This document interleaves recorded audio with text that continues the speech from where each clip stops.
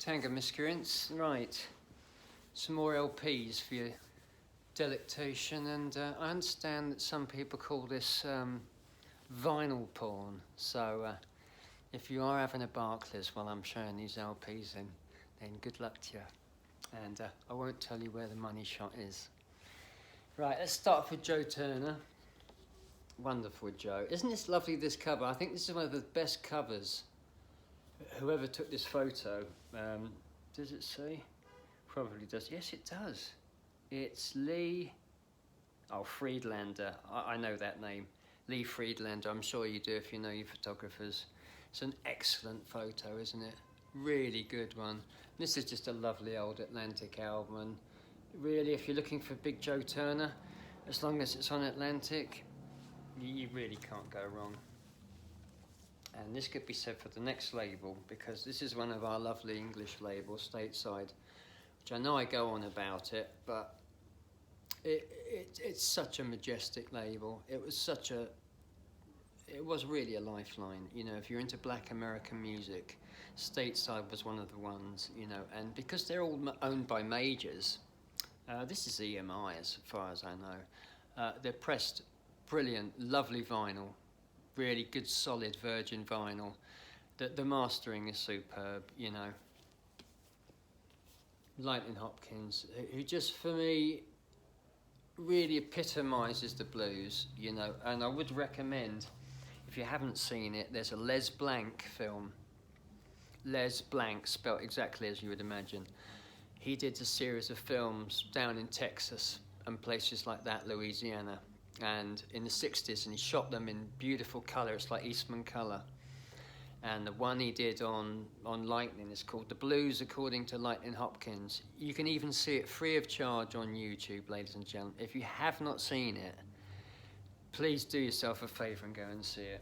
Right, this next one is the rarest Screamin Jay Hawkins record, A Night at Forbidden City. And according to Discogs, this is worthless. Not even worth 1 red cent, ladies and gentlemen. So there you have it. I believe them because, of course, they know. Isn't this lovely? Really beautiful, man. And that in the middle, you can see Jay down there, but in the middle, that shouting Pat, that's the one that stabbed him when she caught him with some other bird. So all a bit of domestic going on there in Hawaii. Right, now this one, I will show an Elvis album because why not? It's my show. If I want to show Elvis, I can. So this is another one that only came out in England. And this is an odd compilation, I would say. I wouldn't say it's one of the cleverest covers. Personally, if I was the art director for this cover, I would have used a photo of Elvis blown up to full size. Because it's a lovely photo of him, and then in the background had in lots smaller letters, you know, Flaming Star. But anyway, let's not quibble. This is a nice old mono one. I mean, let me just show you the track so you can see how odd it is, right?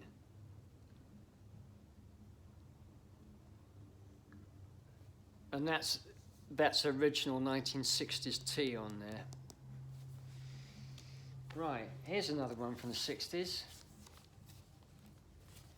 And this is, I really like this cover. I'm sure some people hate this cover, but as an art fan, I really like it.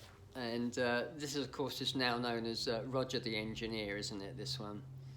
The Yardbirds, of course, nothing like Charlie Parker. And this one is not their raved up R&B sound either. This is where they're going for a more psychedelic sound, although it's not psychedelia.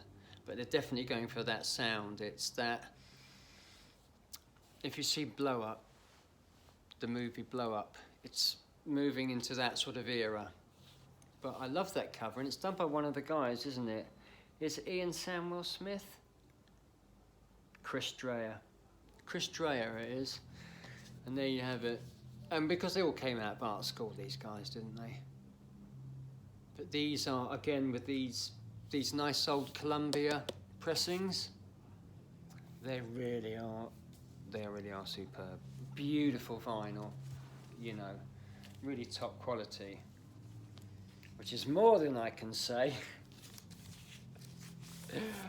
No, this is all right. This is all right. That's only because I've got a really nice, clean copy of it. But I'm only showing you this because this is not a rare album. But look at the condition of it, ladies and gentlemen. It's really clean. And it's a good album. Apart from he does this weird sort of Neil Diamond, he just cherry on it. Not as good as Neil Diamond, it must be said. But you see Talk and Masculine Intuition and The People in Me. The version of 96 Tears is odd. I've got to say it. Hey Joe, I've always hated that song. Even by Hendrix, I don't like it. But there you go. There's the Herberts at the top there. They do look marvellous, didn't they? And they were doing the whole one glove thing, weren't they? Back in the day. Right, here's another one.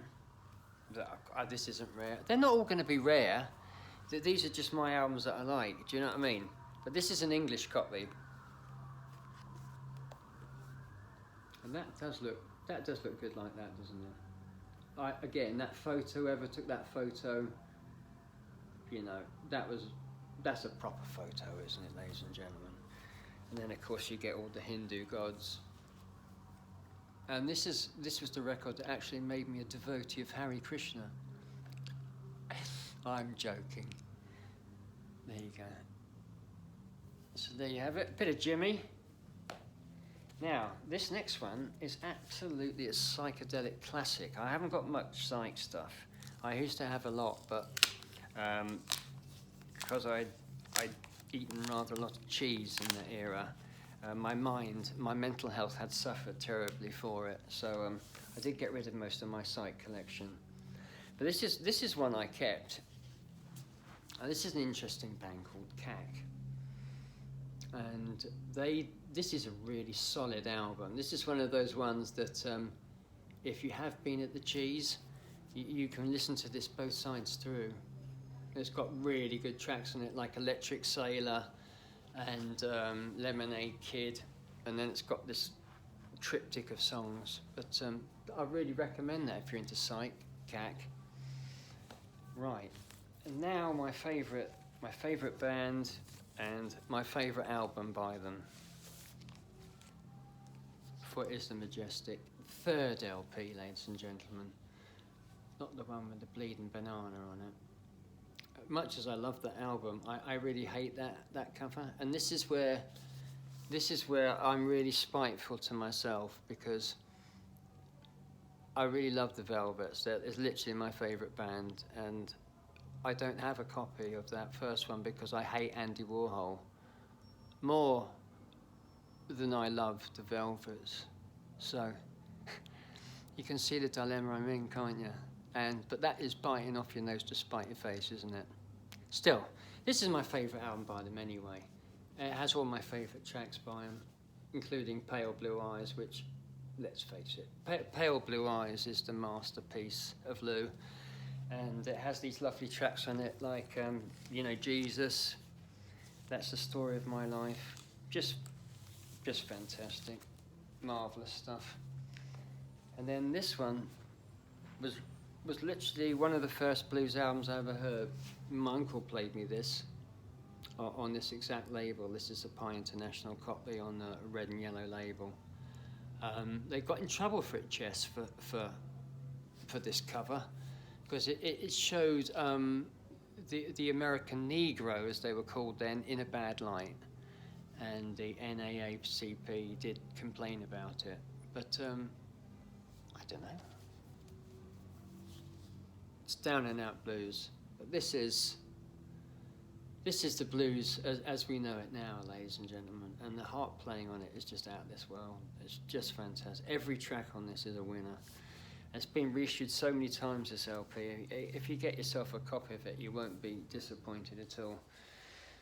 So there you have it, ladies and gentlemen. Some more LPs, and we'll be back with some more books for you, and some more EPs, and also 45s. And I'm even going to do a DVD one related to music, so stay tuned, you lucky chaps, and we'll be back soon.